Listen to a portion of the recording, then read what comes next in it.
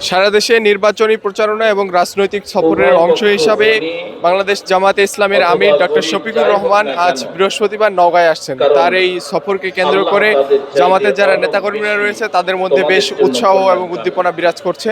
আমি এই মুহূর্তে অবস্থান করছি নওগাঁ শহরের এটিম মাঠে।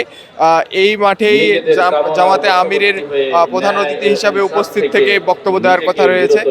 দলীয় সূত্রে যতটুকু জানতে পেরেছি, আমির ঢাকা থেকে নওগাঁর উদ্দেশ্যে হেলিকপ্টার যুগে নওগাঁ স্টেডিয়াম মাসে এসে পৌঁছাবেন। তারপরে তার সেখান থেকে তিনি এটিম মাঠে আসবেন এবং নওগাঁর যে 6টি সংসদীয় আসন রয়েছে সেই 6টি সংসদীয় আসনে যারা এই জাতীয় সংসদের এমপি পদপ্রার্থী তাদেরকে তিনি একে একে দাঁড়িপাল্লা প্রতীক তুলে দিবেন এবং জনগণের মাঝে পরিচয় করিয়ে দিবেন।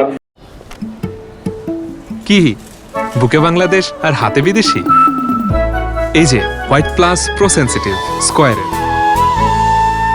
আমিরের এই সফরকে ঘিরে নেতাকর্মীদের মাঝে বেশ উৎসাহ এবং উদ্দীপনা বিরাজ করছে।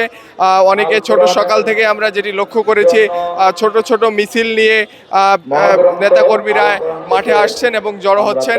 ইতিমধ্যে মাঠে জনসংখ্যা বাড়তে শুরু করেছে এবং জামাতের নেতাকর্মীরা যেটা বলছে যে তাদের মূল প্রোগ্রাম শুরু হতে হতে এই মাঠ পুরোটাই কানায় কানায় পরিপূর্ণ হয়ে যাবে এবং লোকারণ্যতে পরিণত হবে।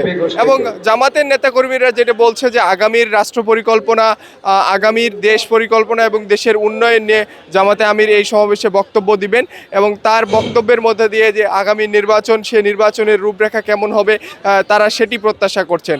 তো নওগাঁর এটিম মাঠ থেকে আমার কাছে এ ছিল সর্বশেষ।